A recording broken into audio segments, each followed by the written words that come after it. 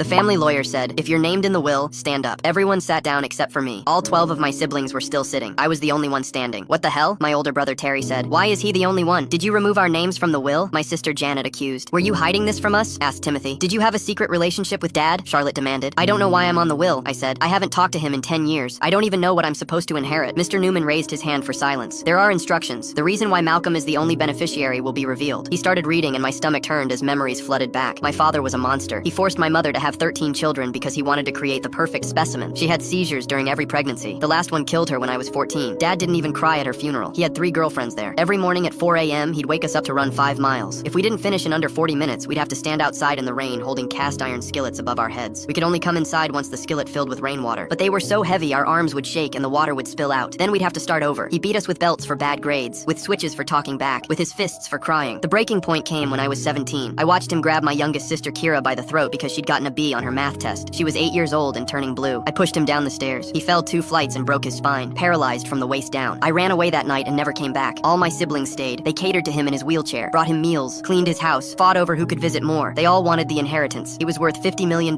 from his tech company. Mr. Newman kept reading. "To my son Malcolm, who had the courage to stand up to me, who showed true strength by defying authority, who was the only one with enough spine to push me down those stairs." My siblings gasped. "He knew," Terry said. "You received the entire inheritance," Mr. Newman continued. $9,000. Everyone went silent. "9,000?" Janet shrieked. "Where's the rest of the money?" Mr. Newman pulled up bank statements on his laptop. "Your father spent the remaining fortune on what appear to be online adult entertainment services." "Hookers?" Timothy asked. "Cam girls," Newman clarified. "Approximately $200,000 per month for the last 15 years. He had nothing left but this." My siblings erupted, screaming about wasted years, about cleaning his bedpans for nothing, about missing their kids' birthdays to bring him dinner. "You knew!" Charlotte pointed at me. "You had to know." "I didn't know anything. I haven't spoken to him since I pushed him down those stairs." They all filed out cursing my name, like I'd stolen their fortune, like I'd made Dad waste millions on webcam models. The next day I went to the bank and withdrew the $9,000 in cash. I called all 12 siblings to meet me. "Here," I said, dividing the money into 12 envelopes. $750 each. "Keep your blood money," Terry said, but he took the envelope. They all took the envelopes. The money they'd degraded themselves for. The money they'd sacrificed their dignity for. $750 for 10 years of servitude to a monster. I kept nothing. I didn't want a penny from that man. Even in death, he was still cruel, making them think they'd be rich, making them compete for his approval, then revealing he'd blown it all on self-pleasure while they emptied his colostomy bag. The only thing he